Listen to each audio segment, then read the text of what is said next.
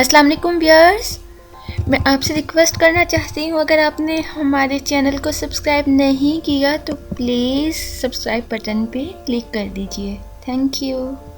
Wears, آج کا یہ وظیفہ ان لوگوں کے لیے ہے جنہیں بہت زیادہ غصہ آتا ہے یا وہ اپنے غصے پہ کنٹرول نہیں کر پاتے، تو آپ اس وظیفے کے اس عمل کی مدد سے اپنے غصے کو کنٹرول کرنے میں کامیاب ہوں گے انشاءاللہ۔ آپ کو کرنا کیا ہے، آپ کوشش کریے چلتے پھرتے یا ودودو کا ورد جاری رکھیے، اسی کے کرنے سے انشاءاللہ آپ کا غصہ کنٹرول ہو جائے گا۔ اور سیکنڈ عمل یہ ہے کہ آپ اول آخر درود کے ساتھ 101 مرتبہ سورہ العمران کی آیت نمبر 143 کو آپ پڑھ کر چینی پر دم کریے، اور آپ نے اس چینی کو 21 دن تک مسلسل استعمال کرنا ہے۔ چاہے تو آپ چائے میں یوز کر سکتے ہیں، چاہے تو آپ اسے کسی بھی طرح یوز کر سکتے ہیں، پانی میں ملا کر بھی۔